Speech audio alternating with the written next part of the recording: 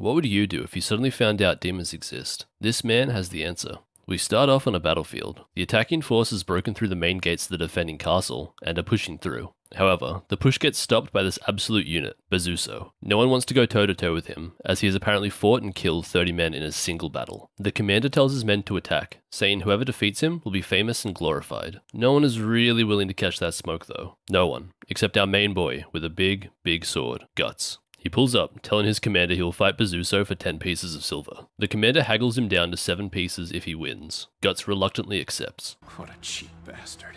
Berserker starts to monologue about how foolish Guts is if he's willing to die over 7 pieces of silver.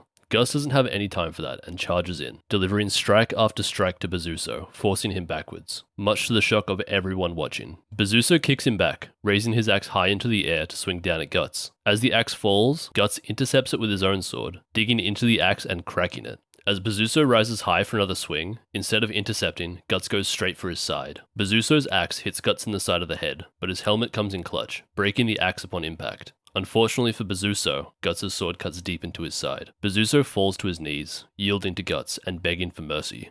The attackers all cheer in victory and charge against the defenders, who have lost their morale and try to fall back. Up above, Guts is being watched by a group of soldiers, being watched very, very intently. Some time after the battle, the spoils are being distributed to the soldiers. Guts steps up and receives his 2 months' salary, plus the reward for defeating Berserker. The man in charge, seeing his talent, offers him the opportunity to continue working for him, offering Guts 3 times his regular salary as well as the potential to become a squire one day. Guts doesn't care about any of that and walks away. Later, as he makes his way through a field, he sees a group of armed men riding towards him. Assuming they're bandits, he readies himself. One of them charges him head on. You shouldn't have did that. They then try attacking from 2 different directions at the same time. He deflects one strike before cutting off the arm of the other man. We learn that these people attacking him are the same ones that were watching him from atop the battlements earlier on. The leader, who we find out is named Griffith, tells one of his commanders, Casca, to go and help out Caucus, the guy who had the idea to try and attack Guts in the first place. Back to the action, we see Caucus tell his man to attack him. After seeing the damage Guts can do, his man hits him with the reverse Uno. No, you. They then both see Guts racing towards them. Caucus's horse rears up, making him a sitting duck. Guts comes in for the attack when Casca clutches it up by shooting an arrow at Guts, saving Caucus. She tells all the men to fall back. She rides up to him. He is about to strike but notices the crossbow aimed at him and goes on the defensive instead.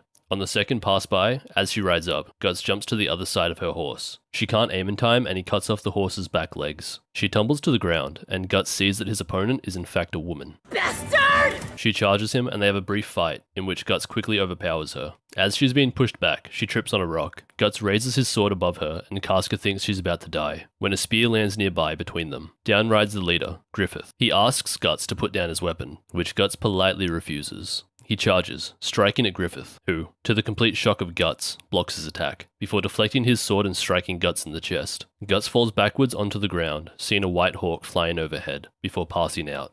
A few days later, Guts wakes up in a tent. Lying next to him is a naked Casca. As she begins to walk out, he asks her where he is, and why she is there. She coldly walks up to him before punching him in his wounded side, saying Griffith should have let him die out there. She punches him again, saying that one is for her horse. She walks out of the tent. He angrily chases after her. He opens the tent door and finds himself at the center of an encampment. Besides the tent, a man named Jadot lets Guts know that he should be thankful to Casca. He had lost so much blood that he'd gone cold and was shivering. Griffith told Casca that it's a woman's duty to keep a man warm, and ordered her to lay with him while he was unconscious. Lucky son of a bitch. Griffith walks over to Guts, handing him back his sword, asking Guts to take a walk with him. As they're walking, Griffith explains that he is the leader of this group of mercenaries, known as the Band of the Hawk. They reach a small hill overlooking a valley, when Guts demands to know why Griffith didn't kill him earlier. Griffith explains that ever since he saw his duel with Berserker, he knew he wanted him. He says the fight was magnificent, but if it wasn't for the crack in Berserker's axe, Guts most likely would have lost his head. Guts agrees that that probably would have happened.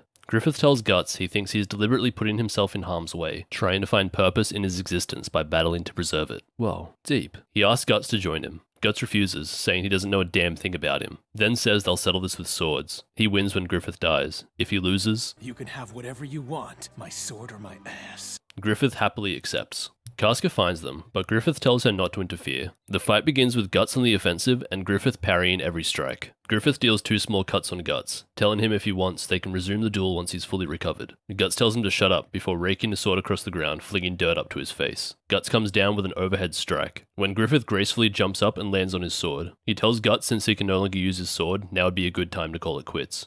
Guts tells him he talks too much, giving him a lesson on the correct way to use your mouth in battle.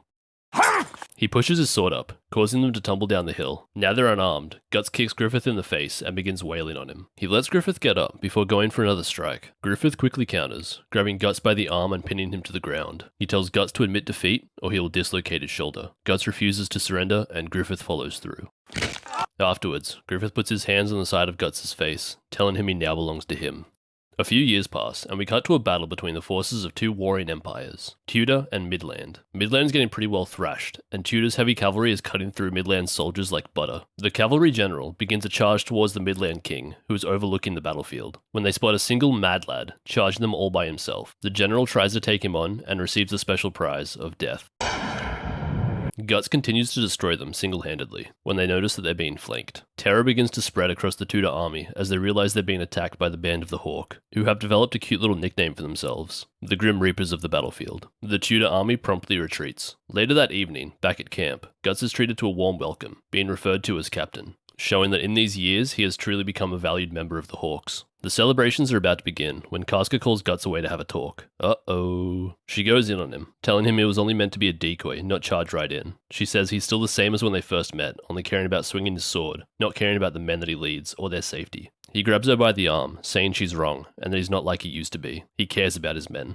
Griffith begins walking down towards them, telling them that's enough. He says he'll speak to Guts alone. Casca storms off. As Griffith gets next to him, they briefly talk about their fight 3 years ago, before they make their way back to the celebrations. Elsewhere, sometime later, we see the nobles of Midland gossiping about the Band of the Hawk. They are discussing how strange it is that Griffith has been raised to a level of nobility by the king for his efforts in the war against Tudor, when they're nothing more than mercenaries. This has caused upset for some of the nobles, especially Count Julius, whose position in the vanguard has been replaced by Griffith and his men. Meanwhile, the Band of the Hawk have overtaken a Tudor castle and are clearing out the remaining troops. Griffith is being told that the enemy count has been dealt with and Guts is farther in, mopping up the stragglers that remain. Casca wonders why it's taken him so long to do so, saying it shouldn't be a problem for him. We cut to a frantic Guts being held back by his men. One of his men, Gaston, tells him that someone talked about checking out some treasure hidden deep in the castle. They heard screaming and no one came back. Guts says they're his men and he's going in there. Gaston tells him to at least ask Griffith for some reinforcements. Contact Griffith, and you're dead. He walks in alone, saying no one is to follow him. Inside, he sees the scattered corpses of men strewn along the hallways. As he gets further in, he finds a chamber with dozens of bodies that look like they've been ripped apart. He wonders what happened to them when he hears screaming from further down. He races towards the sound, finding a naked man wielding a sword with a corpse hanging from it. Guts charges at the man, attacking him. When their swords clash, Guts is sent flying back. We cut to Griffith, talking with Judo. Judo is saying there are rumors that a man known as Nosferatu Zod is fighting alongside the enemy. Zod is a legendary warrior, rumored to have taken the lives of thousands in battle. Not only that, but it's rumored he's been around for over 200 years. Zod compliments Guts, saying it's impressive that he was able to withstand his attacks. They both wind up for a massive attack, giving it all they've got. Their swords clash. Then, Zod's sword breaks at the point of impact. Guts then comes around with a second strike, landing clean on Zod's shoulder. In what should have been the deciding moment of the fight, Zod instead tells him this is the first time he's ever been so deeply cut by a human. Guts wonders why he's starting to hear boss music. Fog envelops Zod as we see his silhouette begin to shift and transform into a beast. He begins saying that this is what he's been waiting for. All these 300 years he's been waiting to fight someone like him. In complete disbelief, Guts doesn't want any of that smoke, being able to do nothing but dodge and avoid. He hides behind a pillar, which Zod quickly destroys, sending Guts flying away, coughing up blood. Slightly disappointed about not getting the fight he wanted, Zod picks up Guts, telling him he supposes he's done admirably for a human. Suddenly, a volley of arrows fly into Zod's back. They fire a second volley when Zod begins walking over, saying he will forgive no one for interrupting their fight, attacking and killing the men. Griffith orders Casca to pull back all the men as he runs over to Guts. He gets Guts on his feet as Zod demands they fight him. Seeing no other option, Griffith asks Guts if he can move. I'll die if I don't. They charge at Zod, Guts taking the left side, Griffith taking the right. They dodge Zod's strike, and they run past, both inflicting wounds onto either side of his body. Using his tail, Zod knocks Guts to the ground again. Griffith tries to run over and help, getting hit in the same way and slamming into a pillar. Zod comments that it's amazing he's been able to find 2 men that can actually wound him, but it's a shame that he has to destroy them both. As Zod walks up to Griffith, the strange necklace that Griffith wears rolls into view. Zod recoils in shock, wondering how a man like this is in possession of the Crimson Bayonet. He begins to laugh, punching a hole in the ceiling. He gives a grim warning to Guts. When this man's ambition crumbles, is when you will face your death. A death you can never escape! I'm sure that's nothing to worry about, right? With that, Zod flies off. A few days later, Guts is working out some frustrations when Griffith finds him. They talk for a bit about Zod's existence, proving that there's something beyond human understanding in the world. When Guts mentions he took off after seeing what Griffith wears around his neck, Griffith explains that it's called a Bayonet. He got it from an old fortune teller when he was just a boy. She told him that once he is in possession of it, he is destined to rule the world, through flesh and blood. As Guts is examining it, its eyes open and look at him, startling him enough to where Guts almost falls off the ledge, being grabbed by Griffith in time. As they continue to talk, the king and his squad roll up. Griffith kneels immediately, but Guts is not quite ready to do so, only complying after seeing a glare from Griffith. The king is pleased with Griffith's recent conquests, and introduces Griffith to his daughter, Charlotte. The king says she is quite scared of warriors and rarely leaves the palace. The group makes their way onwards, and as Charlotte walks past, she trips on a dress. As she falls to the ground, Griffith grabs her, asking her if she's alright. Her uncle, Count Julius, sees this and hits Griffith across the face for laying hands on her. Bruh, he just saved her. Griffith asks for forgiveness from his poor manners, to which Julius approves. A few days later, the Band of the Hawk have been invited on a royal hunt with all of the nobles. The princess is overlooking a valley when Griffith rides up, asking if she dislikes hunting. She asks him why men are so preoccupied with war and bloodshed. Griffith cuts her off mid-sentence and just starts whistling with a leaf. This weird flirting somehow works, and she tries to copy him, to no avail. He teaches her how to do it, and they share a little moment, whistling at each other. Watching on from a distance, Count Julius tells his men, not just yet, saying they need to have patience. A boar that has been hunted runs up near Charlotte's horse, startling it. Her horse takes off and Griffith chases after her. Count Julius signals his man to follow as well. Griffith gets close before jumping from his horse to hers. He manages to gain control of the horse and slow it down to a stop. Charlotte is crying, saying she's never been more terrified in her life. Griffith jumps off her horse, saying she no longer needs to be frightened, then saying they should head back, as everyone must be worried. Griffith sees Guts and he waves them over. When Griffith goes down, Guts reaches him and looks around for who could have done it. He grabs Princess Charlotte by the shoulder, demanding to know what happened. Casca cries on Griffith's shoulder. When the drama queen reveals he's completely fine, he pulls the bolt out, telling everyone not to touch the tip as it's most likely been poisoned. He reveals that the bolt never actually touched him. It had hit the Bayonet instead. Guts says he's going to search the surrounding area with his men. Griffith stares daggers up the hill. He sees Count Julius and his man before they ride off. Later, we see Count Julius training swords with his son, Adonis. Shameful! That's what you are! Okay, he might not be the best coach. Julius walks off. The drawbridge for the estate begins raising, and we see a masked Guts standing outside watching.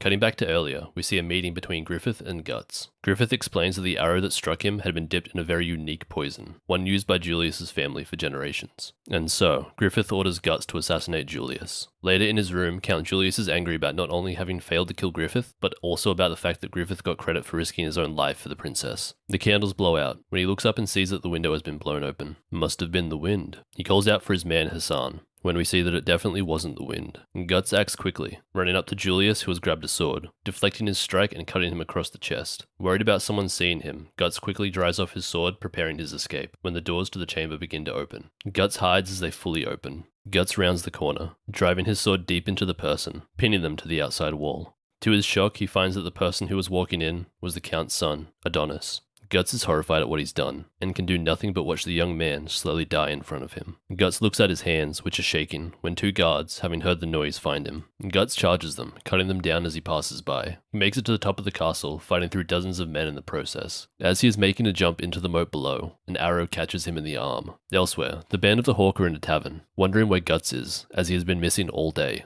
A dazed Guts walks in, and as Casca is about to go in on him, he asks where Griffith is. As she is telling him where he is, she notices how bad of a state he is in, drenched and wounded. He turns to leave, and Casca follows him. Outside the banquet, Griffith is laying the moves on Charlotte. Guts finds them and can hear them talking. He is about to walk up when Casca stops him, telling him that if he goes up looking like that, he'll just embarrass Griffith. She grabs his knife, cutting off a piece of her sleeve to make an impromptu bandage to cover Guts' wound. Griffith begins explaining to Charlotte about the thing most important to him, his dream, saying he finds it abhorrent to simply live out his life for no other reason than he was born into it. Charlotte says she thinks he's amazing, and wouldn't be surprised if his friends would be equally fascinated by him. Griffith explains that they're his soldiers, and they will follow him to the end of the world, fighting for his dream. But this doesn't make them friends, saying for him to call a man his friend, he must be his equal in every respect, and must have a reason for living that goes beyond himself, even if it were to mean opposing him. Hearing this, Guts realizes that they did not have the relationship he thought they did. Instead of going to talk to Griffith about the assassination, he walks off down the stairs,